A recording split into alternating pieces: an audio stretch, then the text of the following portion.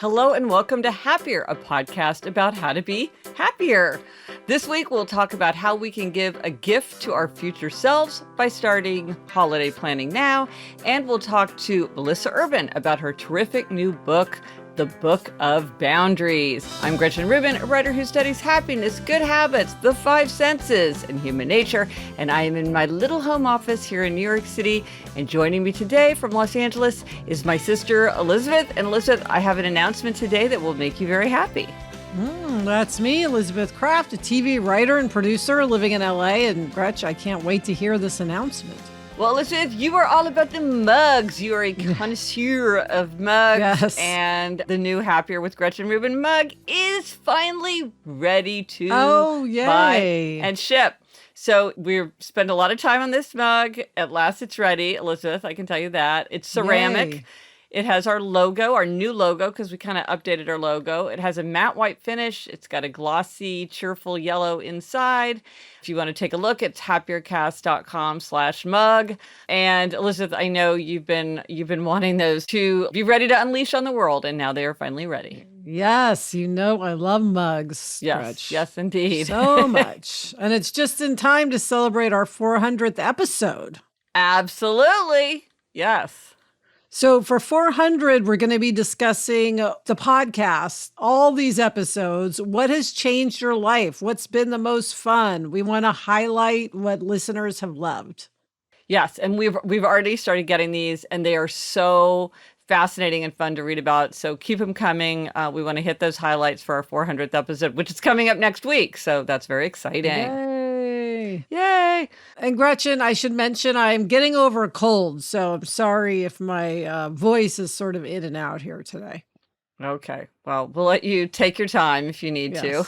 This week, our Try This at Home tip is to give a holiday gift to your future self by getting a jump on your holiday shopping, planning, preparations now.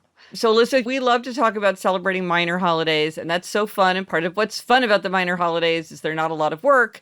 And now this is about the major holidays. These are the major holidays that require quite a bit of work. They're fun, but they can take a lot of time, energy, and money.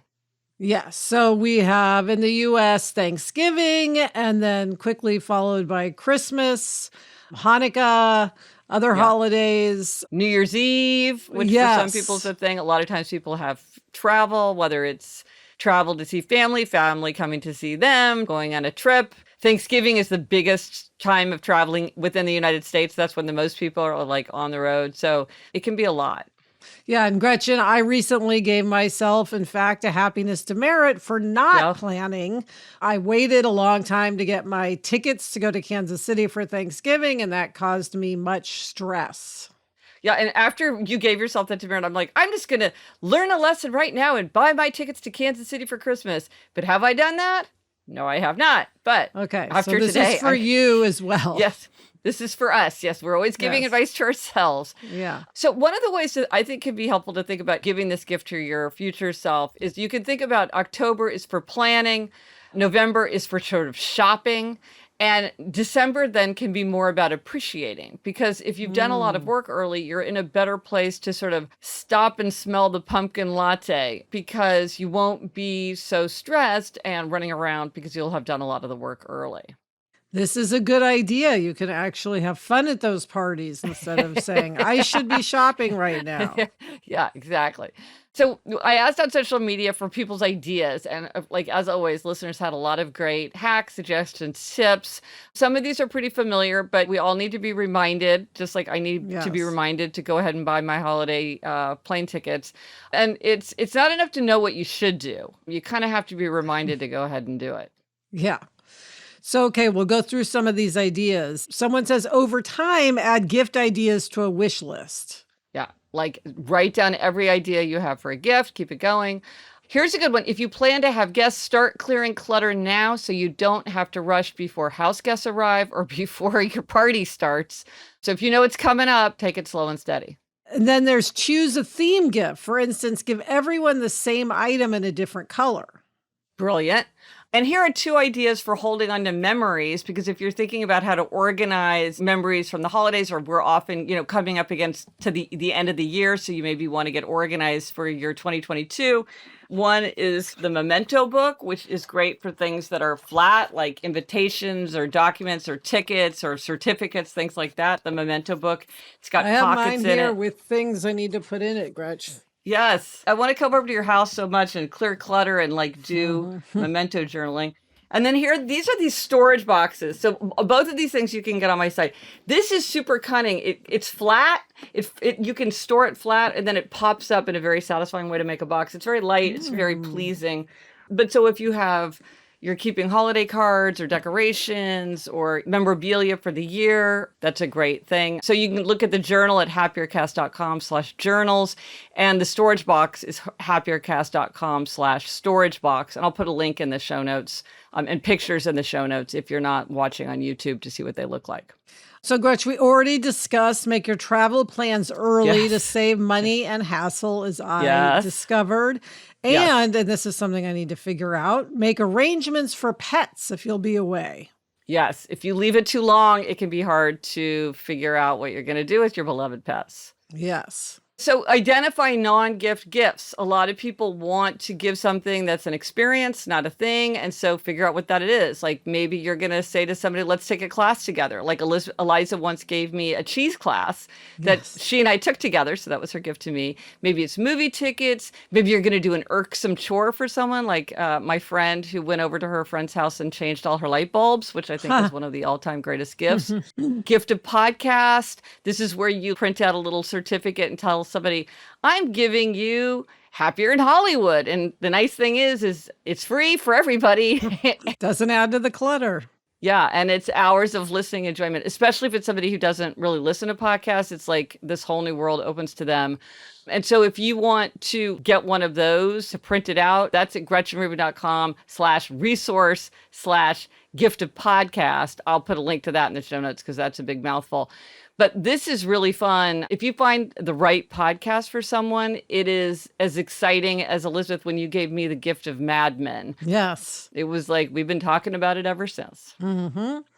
Another idea is make a list of don't miss seasonal experiences to enjoy or to host. Yeah.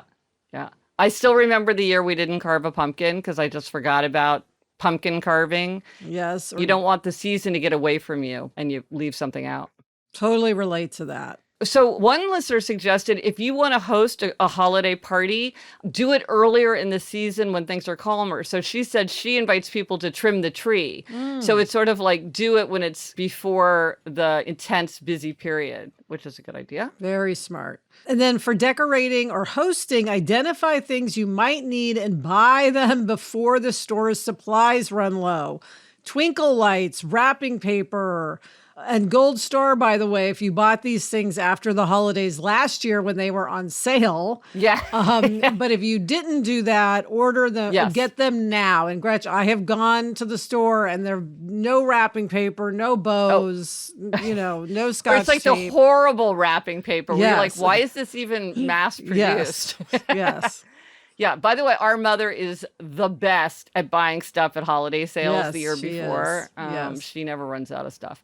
If you are buying larger purchases of food or drinks, you can buy early, you can arrange delivery, so you avoid shopping at crowded times or, again, not being able to find what you want. But you know what, Elizabeth, was interesting is some people really said they didn't want to prepare too early. I thought this was the opposite of a profound truth is also true. Yes. And no tool fits every hand. Some people say they really want to enjoy each season as it happened and they didn't want to rush ahead. So they didn't want to be thinking about Thanksgiving in October. They wanted to be thinking about Halloween in October.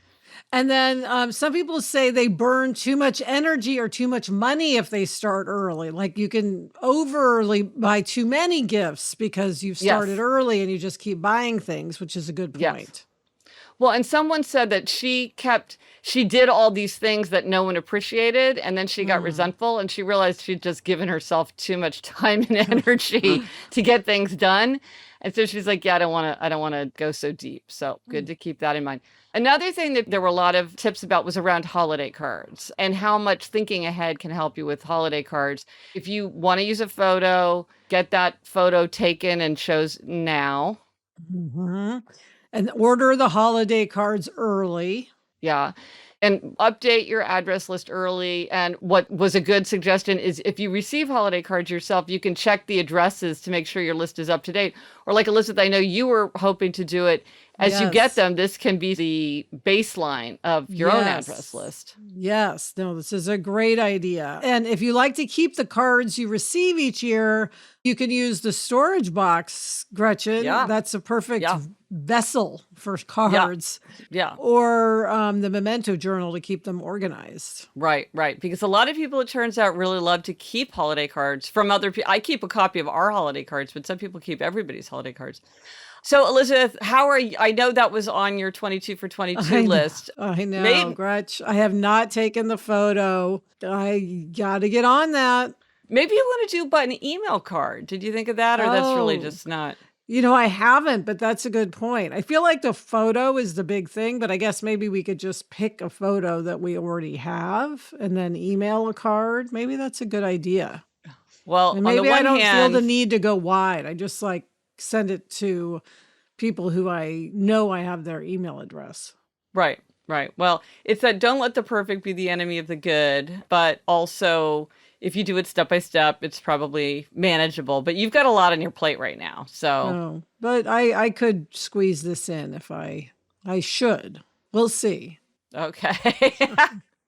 Well, let us know if you do try this at home and how giving a holiday gift to your future self by starting your holiday planning works for you. Let us know what you're doing. And on Instagram, Twitter, Facebook, drop us an email at podcast@GretchenRubin.com. As always, you can go to the show notes. This is happiercast.com/399 for photos, images, links, and everything related to this episode. Coming up, we've got a photo happiness hack, but first this break. And now for a happiness hack. And again, this is something that you could think about if you are giving a gift to your future self related to the holidays or any time of the year, but would come in handy in the holidays too. Yes, and this comes from Andrea. She says, whenever my kids and I go on a big trip, we book a photo shoot with Flytographer. They are a network of local photographers who know the city and do a great job. It is a bit expensive, but most professional photos are. It helps create great memories, and I use the photos around our home. And there are 350 cities all over the world that have Flytographer. Yeah. So this is a great suggestion. And my impression is that they specialize in vacation destinations and also proposal photos, like marriage proposal photos.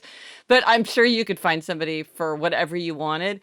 And, Elizabeth, you and I are fans of professional photographers. Like, it's wonderful to take all those pictures ourselves. But in the end, a professional photographer just elevates it and creates that keepsake photograph. Absolutely. So this is a great hack. Thank you, Andrea. And now for an interview. We are so excited today to be talking to Melissa Urban. Yes, Melissa Urban is a 6-time New York Times bestselling author and co-founder of the Whole30, the hugely popular wellness program that helps people transform their health and their relationship with food. She specializes in helping people establish healthy boundaries and successfully navigate habit change. Melissa lives in Salt Lake City, Utah, and she's a super active person who loves hiking, snowshoeing, paddleboarding, yoga, and she also loves to read, which of course we love. I got to know Melissa years ago because we were both so engaged in subjects related to habit change that eventually our paths crossed and we became friends. Her new book is The Book of Boundaries, Set the Limits That Will Set You Free. It's about how we can create healthy boundaries to end resentment, burnout, and anxiety and reclaim our time, energy, health, and relationships. These are issues obviously related to having a happier life. So welcome, Melissa. Hi. Hi, Gretchen. Hi, Liz. So good to chat with you both again. Oh, We're so You excited. too. Well, let's get right into the book of boundaries, which is so good. You wrote the book because you're very engaged with your audience, and you found that the challenge of setting boundaries just kept coming up over and over, whether that's with family members, such as grandparents, or bosses and coworkers, spouses, even friends. So were you surprised this was such a big issue? No, I really wasn't. Honestly, I've been helping people say no since the earliest days of the Whole30, right? The Whole30 program, which was created in 2009, is an elimination program. So for 30 days, you say no quite a bit to break room donuts or the wine at happy hour. And I realized early on that people really struggled to say no, especially in the face of social pressure. So helping people say no to that, and then them realizing the self-confidence it brings to sort of hold their own health commitments, led them to start asking me, how do I say no to my pushy mother-in-law? How do I say no to the coworker that's always gossiping? How do I say no when my parents shove sugar and dairy into my kid, even though I've asked them not to? And I think the pandemic really brought all of that to a head when we, school and work and kids and home and relationships all ran together in a way that made a lot of us realize we didn't have a lot of boundaries. So it made people more aware. Melissa, there's so many great ideas in the book, but one of the most compelling parts is when you talk about how you struggled with your own 5-year addiction. You've been in recovery for 22 years now, so it's been a long time. But that really taught you a lot about boundaries. So just talk a little bit about that epiphany that you had. Yeah, I spent 5 years addicted to drugs after a traumatic incident in my teens and went into recovery once and had a year in recovery before I relapsed. And looking back, it was clear that I had just no boundaries around my own recovery or my own safety. I had only set one really shaky boundary with myself that I would do my best not to use. And I was reliant on luck and willpower and circumstance to keep me in that recovery. The second time around, I knew things had to be different and I didn't know how to make them different. And I found myself in another really scary situation at a party where I didn't belong with people I didn't know and one good friend with me. And in a moment of just sheer desperation, I set a boundary. I said to him, I can't be here. This is not safe for me. I need to go home. And that was the moment where I realized that these boundaries, this kind of advocating for myself and my needs, they weren't going to make my life smaller. They weren't going to push people away like I was afraid. They weren't going to build walls. They made all of my relationships and my entire life so much bigger than I ever imagined. And that was really the start of my own personal boundary practice. And do I remember that you said to him something like, I can't be your friend if we can't have a boundary? And he was like, okay, right? Yes. Yeah. I was like, I can't be here. I'm not okay. And he was like, okay. And then I was like, I vomited it all out, right? Right. You can't ever offer me drugs again. You can't ever use them in front of me. You can't ever bring them into my house. And if you can't do this, we can't be friends. Right. And he looked like a deer in the headlights, but he said, okay. And I was like, whoa, could it really be that easy? Yeah. Well, and Melissa, you make a distinction that is so important, which comes up in the story you just told. And I think it's easy to get confused. You write, a boundary isn't about controlling someone else or telling them what to do. Boundaries are a limit around what you will or will not do in order to keep yourself safe and healthy. Yeah. So explain that, because that really is the key, I think, to the whole thing, right? Well, and also, Melissa, the way you point out that sometimes when you can't set a boundary to control someone else, which seems obvious, but actually explain that because it's confusing. It is a little confusing, I think. So boundaries are not about telling other people what to do. You cannot control other people's behavior. They're about telling other people what you are willing to do to keep yourself safe and healthy. So in the case of this party I went to, I said to my friend, I can't be here. I need to go home. Now, I said to him, would you take me home? I let him know that I had a limit. I invited him to meet me in that limit as a way to make our relationship better. And he agreed. Had he not agreed, I would have said, then I'm finding my own ride. I'm going to call a taxi. I'm going to go stay with a friend down the street. I would have taken the action I needed. So I think it's a common misconception about boundaries is that they're somehow mean or controlling or punitive, but they really are designed and they come from the self as a way to say, I have this limit. Maybe you didn't know I had it. So I'm going to speak that clearly and kindly, and I'm going to invite you to meet me in that limit. And if you can, then our relationship will be so much more free, more trusting, more respectful, more comfortable for both of us. It really is a gift. Well, one of the ways I thought that this came up in a way that showed this tension was like you've got like a divorced couple who's co-parenting. And so when the child's under your roof, you have your way of doing it. And then they go off and they're with their other parent. And sort of you talk about how you can't set a boundary for someone else. And Yes. I think sometimes it feels like, well, I am setting a boundary for myself, but you're like, oh no, remember, you have to understand when you're trying to set someone else's boundary. Yes. So co-parents are a great example in that I can't tell my son's dad what to do with him in his own home as long as he's healthy Right. and safe. I can't tell him what to do about screen time but what I can do is when he goes to my dad's and my dad, grandpa, loves to fill him up on ice cream. And I say to my dad, his eczema gets triggered with dairy. Please don't feed him dairy. And my dad continues to do that against my better judgment and against my son's health. Then I can say to my dad, we're going to have to change how we spend time with you because you can't respect this limit. So it's not, you can't eat ice cream, Dad. It's if you choose to give him ice cream after I've told you not to, then you can't visit with him unsupervised for a while. Or, we're going to not come down and visit you. You can only visit in our own home where we don't have ice cream. But it's always stuff that I'm going to do to hold my own boundary. Well, what you just said is a great example. I think one of the things that's really valuable about the book is you provide actual scripts for people to riff off of. Because I think a lot of times people talk in abstractions and it's like, in theory, you agree, but then you're like, I don't really understand how I would put that into words, like with my coworker. So you have like actual language for people to look at so you could see what it would look like to communicate clearly. Because I think sometimes we don't even know what that would look like. And then you also have this green, yellow, red, the stages. So explain how that came to be. Yeah, the scripts were really important to me because exactly as you said, people were like, okay, I get it. I think they're important. I think it would help in this situation. How do I say it? What the heck? Exactly.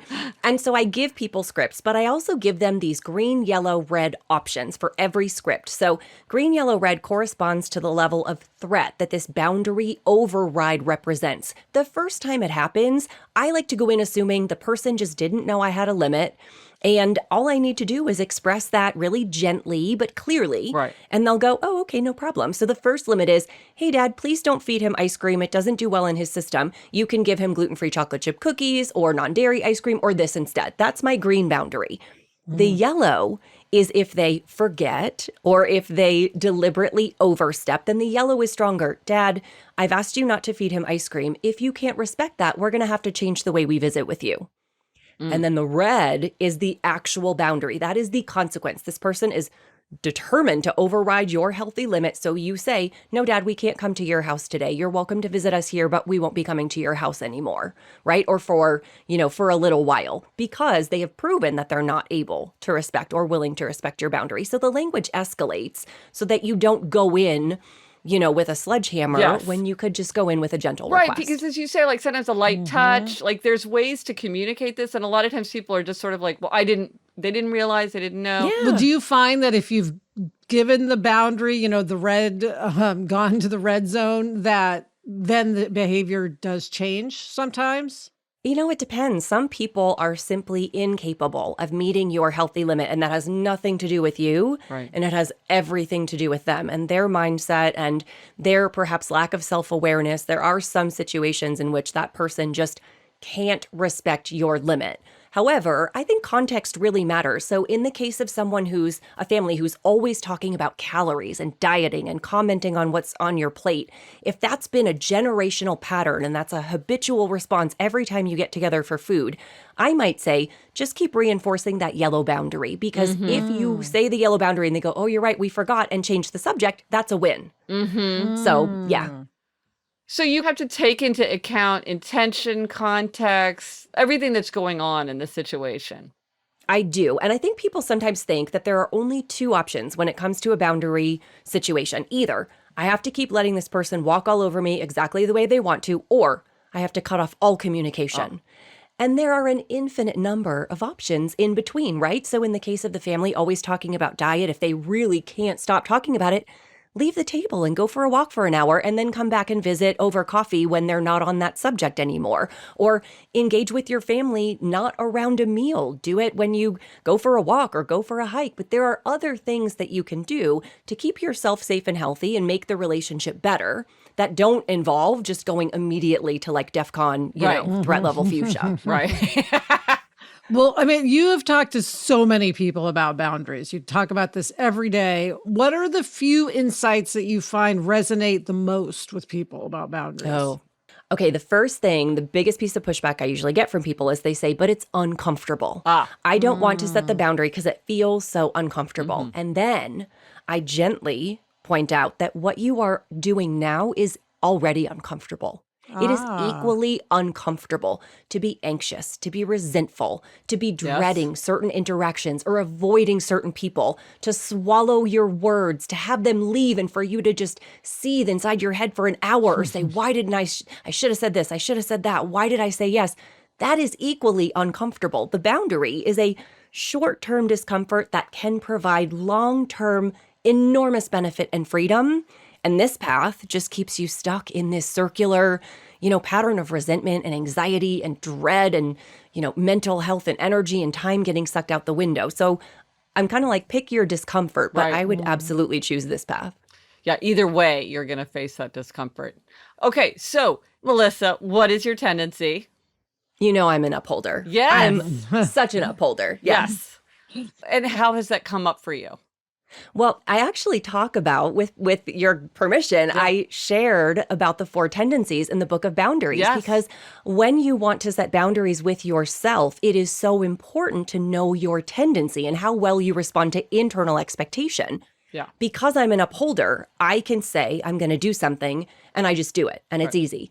The problem I have is that I tend to set boundaries that are too rigid, unnecessarily rigid, where I have to constantly go back and ask myself, okay, do I still need this boundary? And is this the boundary I need? So that's the practice that I have to do in my head as an upholder. Oh, that's so fascinating. Yes, that was one of my favorite parts of your book, of course. Yeah. Well, and Gretchen, you are great at setting boundaries. You're an upholder, and I think you're great at setting boundaries.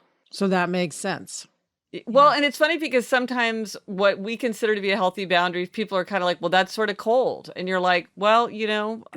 This is where the kindness comes in. I do have to modulate my communication because I can be direct almost to a fault. Yes.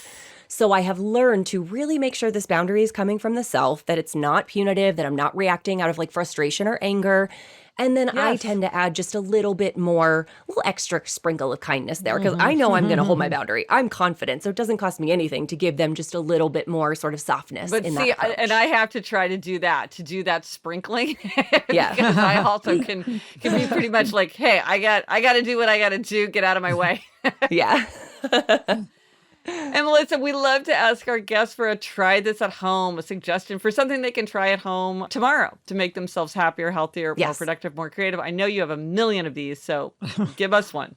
I had to pick just one, but this is the one I'm going to pick because I think it might be the hardest, but also the most impactful. I'm going to challenge everyone to charge your phone outside of the bedroom for an entire week. Ooh, charge it out of the bedroom. Ooh, that sounds easier than it is. I know. Yes. So before you go to bed, you don't even have a charger in your room. You don't even have a charger. So if you are tempted, you go in your room and you say, okay, my charger's not in here for a reason. Charge it in the living room, charge it in the kitchen. This will keep you from doom scrolling right before bed. Nice little self-boundary there. And it will keep you from rolling over and getting that intense dopamine hit first thing in the morning, allowing you to start your day feeling proactive instead of reactive. That's my self-boundary tip. Ooh, I love it. Or doing it in the middle of the night, as some of us do. Ooh, yes. Oh, well, Melissa, it was so great to talk to you. Thanks so much for joining us. Thank you for having me again. Coming up, Gretchen gives herself a planning happiness demerit. But first, this break. Okay, Gretchen, it is time for demerits and gold stars. And you are up this week with the happiness demerit. Okay, well, this is very on point for this episode, which is all about thinking about your future self. So Jamie's birthday is coming up soon, and I haven't figured out what I want to get him. And we've been talking about all this planning, and I haven't been planning. And the thing is, Jamie's really good at getting gifts. He is. He's a really good gift giver. He's really thoughtful. He's often kind of out of the box. Yes. And I really wanted to get him something really good, and still kind of haven't had my epiphany yet. But truth be told, I only started thinking about it yesterday. Yes, which is why it's a demerit and not just life. Yeah, it's a demerit because it's not like I didn't know his birthday was coming up. And so I wish that I had started pondering it. Because, if you're thinking about it and you're looking around, sometimes you have better ideas or. Well, it's funny. Jamie could be like a professional gift buyer. He is Right? really, he has like a higher consciousness when it comes to gifts. But he's terrible at saying what he wants. Because, in our family, Elizabeth, it's such a big thing. You are expected to have a long wish list of all price points where somebody can just go out and buy what you want. And it's considered very inconsiderate not to have that list of requests. And he's not good at that. Yeah. So he's tricky. But now I'm pondering it like mad. All right. Well, ask your girls. Ask Eliza and Eleanor. They may have some ideas. That's true. Now, how about you, Elizabeth? What's a gold star? Well, Gretch, I am giving a big gold star to my son, Jack, for completing his first cross-country meet. Wow. So, yay, Jack. He's never been in a sport. This is a new thing for him, doing cross country. And he's been working so hard at it, like running and working out on days when he doesn't have practice, trying to improve his time, trying to improve how he runs and his breathing. He's just really committed himself. And he had his first meet, and I'm just so proud of him. And I'm really glad that he's taking this on. It's not easy to start a sport. It's not easy to start a sport, but the thing is also you can't push a rope. So it kind of has to be his decision to embrace it. So that's great. Yes, and it is totally coming from him. So that adds to the gold star for sure.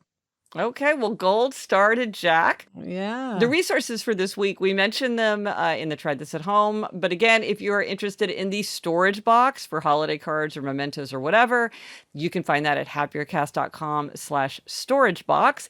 And the memento journal for those holiday cards or invitations or other flat things that fit in a flat pocket type holder, that's at happiercast.com/journals. Elizabeth, what are you reading? I am reading Oh, William by Elizabeth Strout. And I am reading An Outsider's Guide to Humans by Camilla Pang.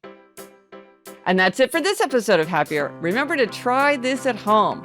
Give a gift to your future self by starting your holiday prep now. Let us know if you tried it and if it worked for you, and what are you doing to start preparing? We need ideas, and we need to be nudged as well. Thank you to our guest, Melissa Urban. You can read her great book, The Book of Boundaries. Thanks to our executive producer, Chuck Reed, and everyone at Cadence 13. Get in touch. Gretchen's on Twitter at Gretchen Rubin, and I'm at Elizabeth Kraft. Our email address is podcast@GretchenRubin.com. And if you like the show, please be sure to tell a friend. That is how we find most of our new listeners. And also follow us wherever you listen to your podcasts. Until next week, I'm Elizabeth Kraft. And I'm Gretchen Rubin. Thanks for joining us. Onward and upward. So listen, if you're cold, Chuck was the one who told us about throat coat and how great throat coat is if you have a raspy voice. Are you drinking throat coat? I am, and I'm even drinking it, Gretch, out of a Sankola Sound mug. Chuck's in honor of studio. Chuck and his studio. Excellent. Yes, so hopefully that is getting me through our recording today. Thank you for watching the podcast here on YouTube. If you enjoyed it, please hit subscribe right below the video. It really helps other people to discover our show. Thanks. From the Onward Project.